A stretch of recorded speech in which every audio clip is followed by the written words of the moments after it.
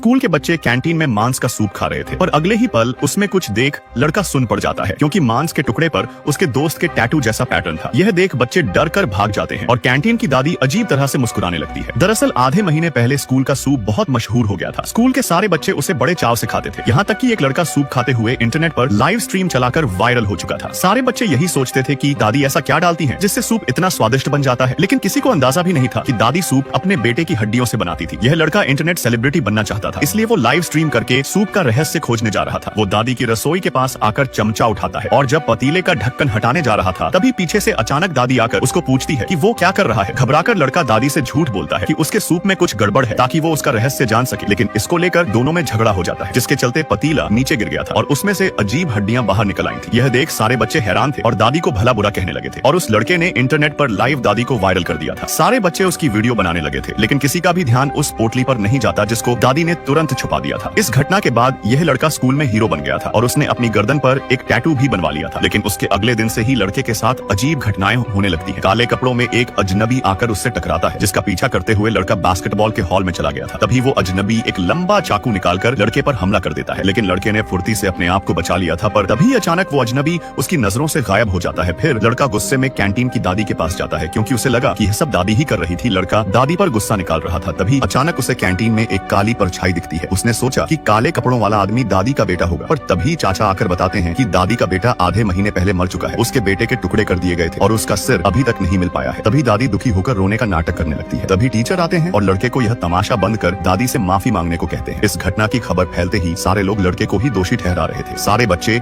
उसकी वीडियो बनाकर इंटरनेट पर डालने लगे थे और अगले दिन से ही वो दोस्तों की नजरों में हीरो से जीरो बन गया था। चारों तरफ उसकी बेइज्जती हो चुकी थी, जिससे वो रोने लगा था। लेकिन फिर एक दिन बिल्ली को देख उसे एक आइडिया आता है। वो बिल्ली को मारकर दादी को फंसाना चाहता था, पर दादी की रसोई में घुसते ही उसे एक भयानक दृश्य देखने को मिलता है। टेबल पर तरह तरह की पूजा सामग्री रखी हुई थी, जैसे कि कोई रस्म की जा रही हो। तभी लड़का फोन निकालकर इन सब की तस्वीर लेने जाता है तो उसका फोन अचानक खराब हो गया था। तभी उसके पीछे एक काला साया आ जाता है। लड़के ने मुड़कर देखा तो काले साये ने उसको जकड़ लिया था और जब काला साया अपनी टोपी उतारता है तो उसमें से केवल काला धुआं निकल रहा था। यह देख लड़के की तो डर के मारे पतलून गीली हो चुकी थी। वो लड़खड़ाता हुआ तुरंत वहाँ से भाग जाता है और टीचर के इसके बारे में बताता है, लेकिन टीचरों को लड़के की भूत प्रेत की इन बातों पर बिल्कुल भी यकीन नहीं था। इसीलिए लड़का सबूत लाने के लिए अकेला वापस दादी की रसोई में एक चाकू लेकर जाता है। उसे टेबल पर एक पोटली नजर आती है और जब उसने पोटली को खोलकर देखा तो उसके होश उड़ जाते हैं, क्योंकि पोटली में दादी के बेटे का सर था। यह देख उसे दादी के सूप का असली रहस्य समझ आ जाता है कि दादी अपने बेटे की हड्डियों का सूप सबको खिला रही थी। लड़के का तो माथा ही घूम चुका था। तभी दादी प्रकट होती है। लड़का डरते हुए उससे जान की भीख मांग रहा था, लेकिन क्रूर दादी ने लड़के का सूप बनाकर अगले दिन बच्चों को खाने के लिए दे दिया था और जब लड़के को कटोरे में मांस के टुकड़े पर उसके दोस्त की गर्दन का टैटू मिलता है तो उनकी हालत खराब हो चुकी थी।